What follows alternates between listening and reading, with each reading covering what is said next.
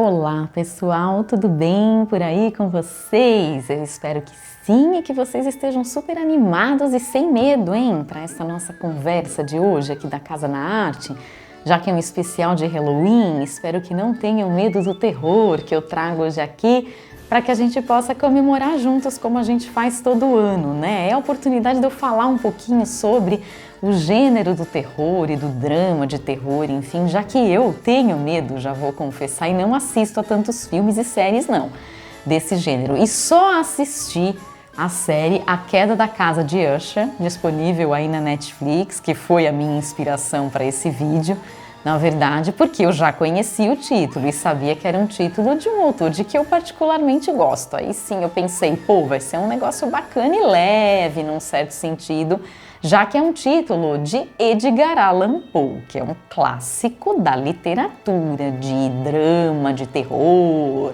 terror romântico, terror gótico, dizem alguns. Ele é um escritor, contista também, poeta e crítico literário estadunidense que viveu na primeira metade do século XIX, em pleno movimento romântico, traz muitos elementos dessa literatura para sua obra. Morreu infelizmente super jovem, aos 40 anos, vejam só, de uma morte cuja causa, olha que mistério, que aura, né, fantasmagórica, é desconhecida, né, até os dias de hoje, e há muitos rumores sobre como ele teria justamente feito aí a sua passagem.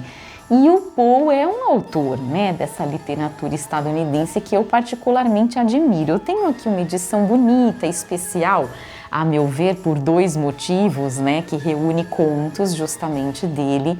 Num primeiro momento eu penso que ela é interessante porque ilustrada, tem desenhos de Henry Clark aqui, um deles que é referente à queda da casa de Usher, mostro para vocês logo mais, e também tem um prefácio de um poeta francês bem conhecido, Charles Baudelaire, que fala da figura do Edgar Allan Poe no cenário intelectual de uma forma geral, inclusive como um autor que era criticado, rechaçado por certos críticos e público, enfim, mas que estava ali firme e forte, sendo considerado na literatura dos Estados Unidos da época um nome ali inovador. Num certo sentido, vai ser considerado até pioneiro aí do gênero de romance policial e assim por diante. A série que está disponível na Netflix, não sei se vocês já assistiram, é composta por 8 episódios, dirigida por Mike Flanagan, e cada episódio tem no título ou o título de outros contos do Poe que estão aqui neste livro, reunidos nessa edição publicada, esqueci de dizer, pela Tordesilhas, ou, na verdade, tem por título uma frase de um texto, um verso, alguma coisa assim de Poe mais impactante. Só que aí é que é o X da questão que eu gostaria de discutir aqui com vocês, uma super atualização de Poe.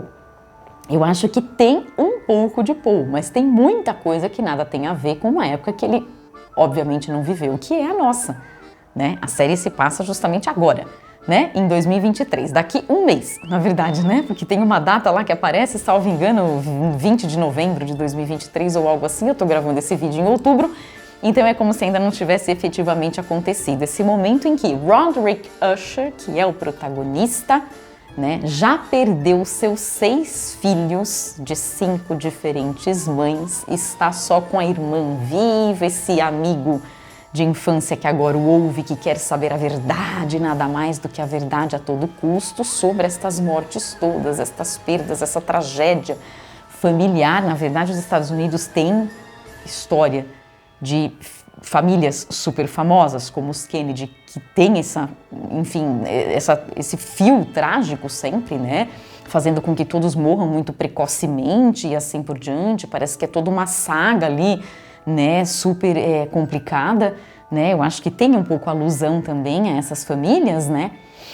E na série é mostrada toda uma discussão que, a meu ver, parece uma grande ode à perversidade humana nos dias de hoje, porque a família é multibilionária e fez riqueza na indústria farmacêutica, vendendo drogas, na verdade ilícitas, num certo sentido, porque testadas indevidamente e por que viciantes, e eles escondem muito da verdade sobre esses opioides e outras substâncias, né, que vão recebendo nomes ali ao longo da narrativa.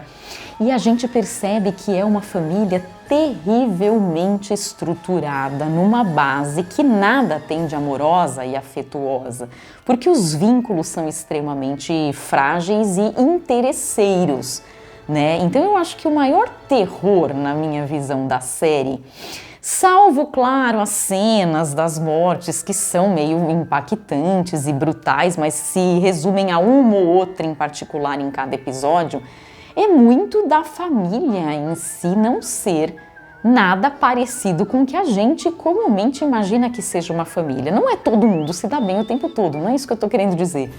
Mas ter um mínimo de afeto, ou de respeito, ou de consideração, e eles não têm uns pelos outros, né? É tudo na base da agressão verbal, da ameaça, né? Do interesse na herança, né, do desconfiar uns dos outros o tempo todo, porque um no fundo quer comer o rabo do outro, né, como a gente diz, desculpem a expressão, e assim por diante. E além dessa questão de indústria farmacêutica, de capitalismo exagerado, de um sistema de mídia que corrompe o tempo todo, porque tem uma fala super emblemática do Roderick Usher, que é contando para esse seu amigo que quando a vida nos dá limões, antes que a gente faça a limonada, como diz o dito popular, a gente tem que fazer o quê? Com que todo mundo pense que ter limões é a coisa mais espetacular do mundo.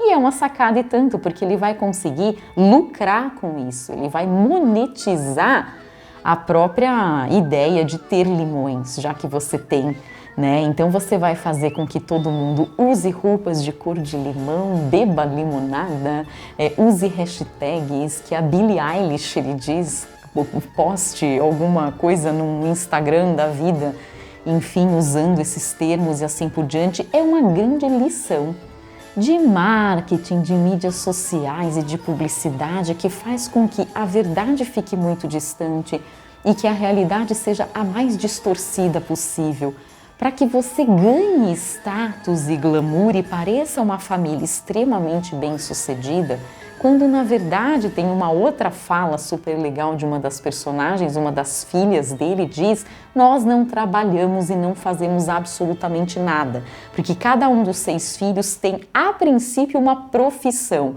mas eles efetivamente não trabalham e não colocam a mão na massa, porque tem hordas e exércitos ali de assistentes, inclusive escravizados sexuais e tal, que fazem tudo, né? Que na verdade cuidam de satisfazê-los de todas as formas possíveis para que eles só digam meia dúzia de palavras e gerenciem toda essa estrutura, né? Muito luxuosa e muito rica e extremamente indigesta, para dizer o mínimo.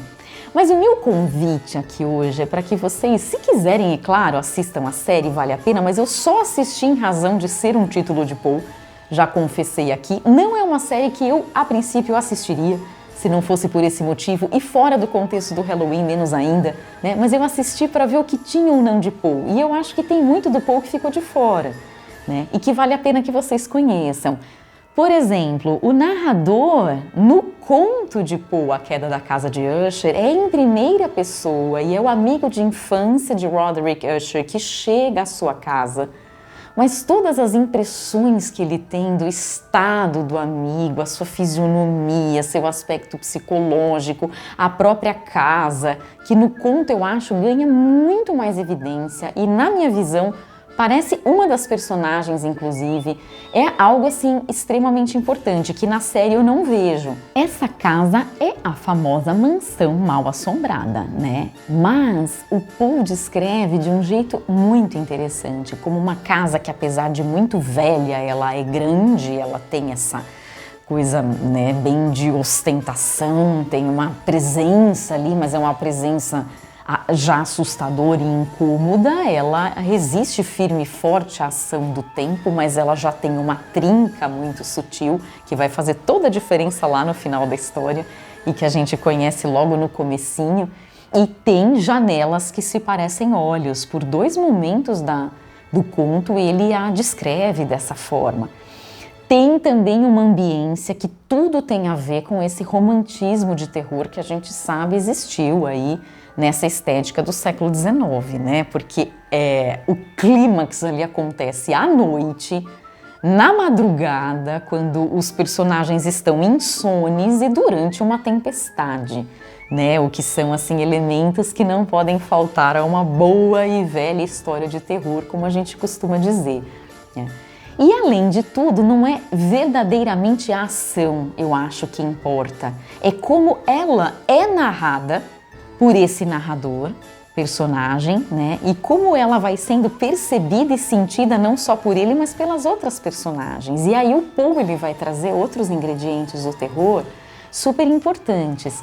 O aspecto físico das personagens é extremamente perturbador, porque sempre é de uma magreza e uma palidez que incomodam, como se esses vivos já estivessem mortos, a semelhança com pessoas mortas, cadáveres, fantasmas e vultos, é algo que tem que também, né, fazer parte de uma história assim. E a gente tem algumas descrições que vão sendo entrecortadas o tempo todo, justamente por perceber assim, sentir que talvez o meu amigo estivesse assim, não sei bem porque ela passou muito rápido e de relance, mas a irmã de Usher, ainda viva, mas já muito adoentada, né? Tem esse aspecto fantasmagórico quando passa, a sua fisionomia sequer é muito bem vista e percebida, né? Mas sabe-se que depois é ela da narrativa que morre, diferentemente da série, que tem outras personagens que morrem. Então tem essa questão, vejam só, de uma enfermidade que agrava, debilita e faz com que você já pareça meio que cadavérico ainda em vida, e depois uma das personagens efetivamente morre. Só que depois que morre, fica aquele luto, aquela tristeza, só que fica a dúvida de que morreu verdadeiramente ou não. E se de repente do nada ela aparecer? Essa irmã vai ficar por dias e dias guardada num certo porão da casa, vou chamar assim, para que depois faça-se a cerimônia fúnebre oficial, né? Digamos assim. E isso faz com que dê tempo, né, digamos assim, dela ressuscitar, porque você não enterra, não faz as devidas, não toma as devidas providências, essa morta, ela volta, né, e aí quando ela volta, o narrador sai correndo, né, corra o mais rápido que você puder, porque é salve-se quem puder, bate aquele baita medo, aquele baita susto. Mas é legal na história que o medo é esse medo já em vida, da doença, do fim da vida, de você perceber que a morte está à espreita e que talvez a ressurreição também esteja.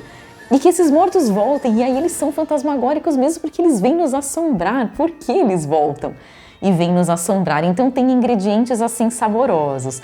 Vejam, por exemplo, nesse trecho, como Poe faz uma descrição interessante quando ele percebe esse amigo ao chegar na casa. Quanto aos modos de meu amigo, notei na mesma hora uma incoerência, uma inconsistência, e logo percebi que isso brotava de uma série de esforços débeis e fúteis em dominar um habitual tremor, uma excessiva agitação nervosa. Para algo dessa natureza eu havia, na verdade, me preparado, não só pela carta, como também pela lembrança de certos traços de meninice, e pelas conclusões deduzidas de sua peculiar conformação física e temperamento. Seus gestos eram alternadamente joviais e taciturnos. Sua voz variava rapidamente de uma indecisão trêmula, quando a vitalidade animal parecia inteiramente em suspenso, para essa espécie de concisão enérgica, essa enunciação abrupta, momentosa, calma e cavernosa, essa elocução gutural morosa, equilibrada e perfeitamente modulada, que se pode observar no ébrio arruinado ou no inveterado comedor de ópio, durante os períodos de sua mais intensa excitação. O Poe explora a beça, vocês podem perceber, adjetivos, os mais diversos, sucessões e sucessões de adjetivos para as características físicas e psicológicas, comparações e metáforas as mais diversas. Ele parecia ébrio, ele parecia um comedor de ópio, esse cara tá fora de si, Veja só que loucura, ao mesmo tempo ele reconhece aquele cara velho conhecido dele, da época de menino, percebem? E eu selecionei um outro trecho bem legal que dá para sentir muito desse estilo dele, que é esse vai e vem entre limites de não ter muita clareza, não saber ao certo o que está acontecendo, parece que surge um lampejo de lucidez num cenário de loucura total e assim por diante, que tem muito a ver não só com esse conto, aparecem tantos outros do Poe, né? Não está escutando? Eu sim, eu escuto e eu tenho escutado. Durante longos, muitos minutos, muitas horas, muitos dias tenho escutado e contudo não ousei. Oh, tenha piedade de mim, desgraçado miserável que sou, não ousei falar. Nós a sepultamos viva na tumba. Não disse eu que meus sentidos eram aguçados? Estou lhe dizendo agora que escutei seus primeiros débeis movimentos no cavernoso caixão. Escutei-os muitos dias atrás, e contudo eu não ousei falar. E agora, esta noite, Ethelred, a destruição da porta do eremita, o grito de morte do dragão, o clangor do escudo. Digamos antes, seu caixão sendo rachado, o rangido dos gonzos de ferro de sua prisão, sua luta dentro da arcada de cobre da masmorra. Oh, para onde fugirei? Acaso não estará aqui num segundo? Não virá correndo me censurar por minha pressa, não escutei eu os passos na escada. Não estou captando os batimentos pesados e horríveis de seu coração? Louco!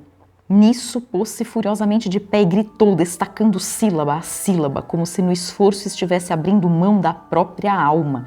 Seu louco! Afirmo que ela está agora mesmo atrás da porta. E esta irmã realmente volta, gente, vocês não acreditam. Volta.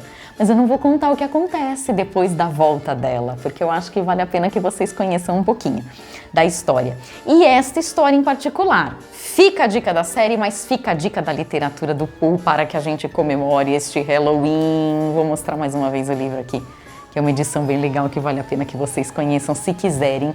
E agora aí nos comentários, topam participar? Me escrevam aí, por favor, o título de uma história de terror para que a gente comemore esse nosso Halloween juntos. Se vocês curtem esse tipo de história, que história é essa, hein? Que dá medo em todos nós e que vale a pena que a gente leia para passar esse medo juntos, né? E comemorar essa data juntos, até que a gente se reencontre no nosso próximo vídeo na semana que vem. Tá bom? Espero que todos vocês tenham não só um excelente Halloween, para quem comemora, ótimo, e para quem não comemora, um excelente finzinho aí de mês de outubro. Nos vemos no mês de novembro, tá bom? Um forte abraço a todos e até lá!